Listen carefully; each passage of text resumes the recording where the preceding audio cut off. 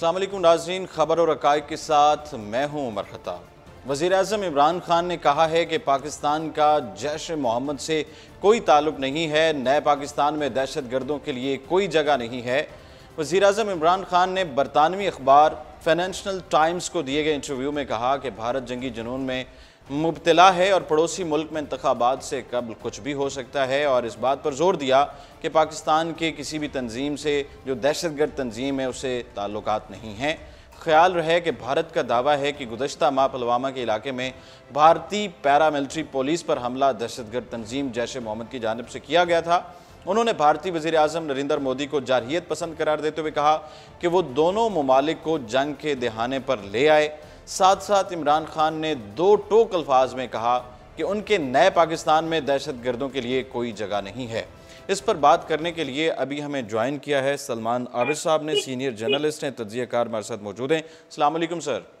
वालेकुम सलाम जी। सर कैसे हैं आप? जनाब मैं आपको ठीक हूँ, आप सुनाएं। इमरान खान साहब ने आज ऐलान किया है कि नए पाकिस्तान में दहशत गर्दों के लिए कोई जगह नहीं है, आप इसको किस तरह देख रहे हैं? देखिए, ये बुनियादी तौर पर इमरान खान का मसला नहीं है, बल्कि पाकिस्तानी रियासत का एक नैरेटिव है और जिसमें पाकिस्तान की सियासी क़यादतें भी शामिल हैं, हुकूमत भी है, अपोजिशन भी है और फौज भी है, और सब ने मुत्तफिका तौर पर यह तय किया है कि पाकिस्तान को एक पुरअमन और महफूज बनाने के लिए जरूरी है कि हमें हर सतह की दहशत गर्दी का किला खमा करना है और किसी भी किस्म की दहशत गर्दी की किसी भी हवाले से कोई सरपरस्ती नहीं करनी है और ना उनको तहफ़्फ़ुज़ देना है। तो इसलिए जब इमरान खान साहब ने ये बात की है तो बुनियादी तौर पर यह हुकूमत की पॉलिसी भी हो सकती है, लेकिन साथ साथ ये एक रियासती पॉलिसी भी है, और यही वजह है कि आपने देखा कि कालिजम तंजीमों के हवाले से काफी सख्ती पाई जाती है और उन पर पाबंदियां भी लग रही हैं, गिरफ्तारियां भी हो रही हैं, उनके दफातर, उनके अस्पताल, उनके स्कूल जो हैं वो भी सरकारी तहवील में लिए जा रहे हैं। तो मैं ये समझता हूँ कि हिरासत में लिया गया था इस सवाल से। जी, और उसकी एक वजह ये भी है कि आपको भी पता है कि फाइनेंशियल टास्क फोर्स के हवाले से हम पर जो रिजर्वेशन है ग्रे लिस्ट के हवाले से, उसको भी हमने दूर करना है। तो इसलिए हमने इंटरनेशनल कम्युनिटी को भी ये बावर करवाना है कि पाकिस्तान दहशतगर्दी में ना सिर्फ खत्म करने में ना सिर्फ मुखलिस है बल्कि अमली तौर पर इकदाम भी कर रहा है। तो मैं समझता हूँ कि मौजूदा इकदाम को उसी तनाजुर में देखा जाए कि कुछ हम पर दाखिली दबाव है और कुछ हमारे पर खारजी दबाव है, जिसकी वजह से ये सब चीजें करने की कोशिश की जा रही है। और बहुत अच्छी बात है, पाकिस्तान को अपनी रियासत के अंदर जितने भी ग्रे एरियाज हैं जो किसी न किसी हवाले से दहशतगर्दी को फैसिलिटेट करते हैं, सपोर्ट करते हैं, मददगार साबित होते हैं, उनका हमें खत्मा करना चाहिए। ठीक है, भारत जंगी जुनून में मुब्तला है और जब तक भारत में इलेक्शन नहीं हो जाते तब तक कुछ भी हो सकता है, ऐसा भी उन्होंने खदशा जाहिर किया है। और दूसरी बात यह कि पुलवामा जो हमला हुआ उसके बाद उसमें जो एक तो जो लड़का था वो भी भारतीय था, कश्मीरी था, भारतीय धमाका खेज मवाद भी वहाँ का था, सारा कुछ वहाँ का, ऑपरेशन भी भारत का, लेकिन फिर भी इल्ज़ाम पाकिस्तान पर, आखिर क्यों? देखिए, बुनियादी बात यह है कि भारत के अंदर एंटी पाकिस्तान एलिमेंट्स जो हैं वो बहुत ज़्यादा स्ट्रॉन्ग हैं, और ख़ास तौर पे जैसे आपने खुद अपनी तबसरे में फरमाया कि इंतखाबात का माहौल है तो वहाँ पे मोदी हुकूमत जो है वो एंटी पाकिस्तान, एंटी इस्लाम नारा लगा कर जो है वो वोटरों की हमदर्दी हासिल करना चाहती है। पुलवामा के वाक़े के बाद उनको एज मिला था और एक उन्होंने शिद्दत पैदा की थी, लेकिन फिर उसके बाद तैयारे का जो मामला आया, उस पर पाकिस्तान पे जो हमला करने की कोशिश की गई, उसके जो जवाबी पाकिस्तान ने वार किया, उससे भारत को एक डिफेंसिव पोजीशन पे जाना पड़ा है। अभी आपने देखा एक बड़ी तब्दीली हमें देखने को मिली है कि 23 मार्च को मोदी ने पाकिस्तानी अवाम को यौम दिफा के मौके पर मुबारकबाद भी दी है, मिलकर काम करने का अंदिया भी दिया है। ये सब बातें चलती रहेंगी, लेकिन साथ साथ जो इस वक्त भारत के क्योंकि इंतखाबात हैं तो इमरान खान साहब ने बिल्कुल ठीक कहा, और ये पाकिस्तान में बहुत से सियासी तज्जिया निगार भी कह रहे हैं कि जब तक हिंदुस्तान के अंदर इंतखाबात नहीं हो जाते टेंशन की जो कैफियत है वो बरकरार रहेगी। मेरी अपनी असेसमेंट ये है कि इलेक्शन के फौरन बाद आपको इंडिया पाकिस्तान के दरमियान थोड़ा सा माहौल जो है उसमें बेहतरी का इम्कान पैदा होता हुआ नजर आएगा। जी, बहुत शुक्रिया सलमान आबिद साहब, सीनियर तज्ज़ियाकार हमारे साथ मौजूद थे, और उनका कहना था कि जब तक भारत में इलेक्शन नहीं हो जाते तब तक जो है अभी कुछ भी हो सकता है। और हम बात कर रहे थे कि दहशतगर्दों के ख़िलाफ़ कार्रवाई के हवाले से वज़ीर-ए-आज़म इमरान खान ने कहा कि दहशतगर्दों के ख़िलाफ़ आज जो हो रहा है इससे पहले कभी नहीं हुआ है। और उन्होंने मज़ीद कहा कि जब पुलवामा वाक़या हुआ उस वक्त मुझे महसूस हुआ था कि भारतीय हुकूमत उसे जंगी जुनून पैदा करने के लिए इस्तेमाल कर सकती है, और भारत के जो अवाम हैं इस बात को उनको समझना चाहिए कि ये सब सिर्फ इंतखाबात जीतने के लिए है, इसका बर्र सगीर के हकीकी मसाइल से कोई ताल्लुक नहीं है। इमरान खान ने मकबूजा कश्मीर में मोदी की मुसलमान मुखालिफ हुकूमत और सख्त पॉलिसियों को पुलवामा हमले का जिम्मेदार करार देते हुए कहा कि भारत में जैश मोहम्मद मौजूद है और वह 19 साला लड़का जिसने खुद को धमाके से उड़ाया वो कश्मीरी था। वज़ीर आज़म ने मजीद कहा कि इस नौजवान के वालिद ने कहा कि सिक्योरिटी फोर्स के बाज़ मजालिम की वजह से उसने ऐसा किया। इस वाक़े में भारतीय लड़का था, भारतीय ऑपरेशन, भारतीय गाड़ी, भारतीय धमाका खेज मवाद पाकिस्तान को मोर्द इल्ज़ाम क्यों ठहराया गया।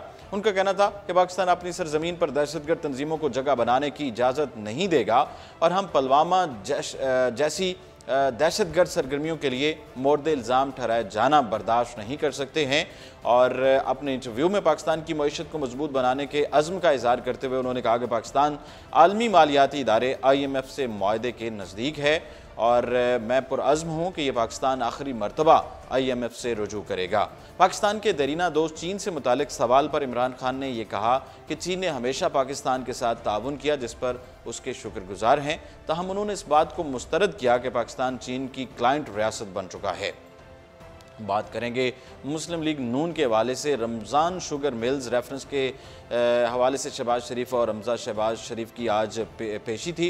रमज़ान शुगर मिल्स रेफरेंस में साबिक वज़ीर आला पंजाब और मुस्लिम लीग नून के साथ शहबाज शरीफ और उनके साहबजादे हमजा शहबाज पर फ़र्द जुर्म आयद ना हो सकी। सूबाई दारुल हुकूमत की एहतसाब अदालत में जज सईद नजमुल हसन ने रमज़ान शुगर मिल्स रेफरेंस की समाअत की, जहाँ नामजद मुलज़िम शहबाज शरीफ और हमजा शहबाज अदालत में पेश हुए और इस दौरान सिक्योरिटी के सख्त इंतजाम किए गए थे। समाअत के दौरान जज एहतसाब अदालत की जानिब से ये कहा गया कि आज शहबाज शरीफ और हमजा शहबाज पर फ़र्द जुर्म आयद कर देते हैं, जिस पर वकील शहबाज शरीफ ने कहा कि कानून के मुताबिक और इन दोनों पर फ़र्द जुर्म आयद नहीं हो सकती है। शहबाज शरीफ के वकील की जानिब से अदालत को बताया गया कि हमारी दरख्वास्त पर नैब ने आज हमें कुछ दस्तावेज़ात फराहम की हैं, इसलिए आज फ़र्द जुर्म आयद नहीं हो सकती है, जिस पर अदालत ने उनकी इस्तदा कबूल करते हुए शहबाज शरीफ और हमजा शहबाज पर फ़र्द जुर्म आयद नहीं की है।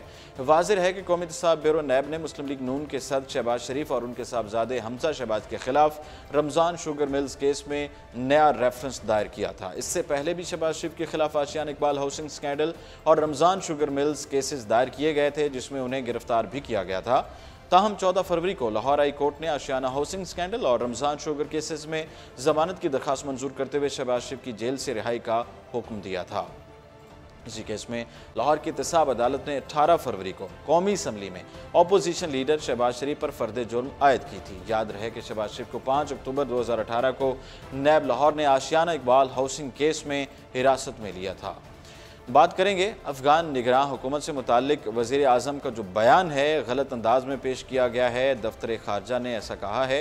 दफ्तर ख़ारजा ने वजाहत की है कि अफ़गानिस्तान में निगरान हुकूमत के क़याम के हवाले से वज़ीर आज़म इमरान खान के बयान को मीडिया में सियाको सबाक से हट कर पेश किया गया, जिसकी वजह से मुख्तलिफ हलकों की तरफ से गलत रद्द अमल सामने आया है। दफ्तर ख़ारजा के तर्जुमान में जारी बयान में कहा गया है कि वज़ीर आज़म ने इंतख़ाबात के पाकिस्तानी मॉडल की जानिब इशारा किया था, जिसमें इलेक्शन का इनेकाद अबूरी हुकूमत की ज़ेरे निगरानी होता है और इस बयान को अफ़गानिस्तान के अंदरूनी मामलात में मुदाखलत तसव्वुर नहीं किया जाना चाहिए था।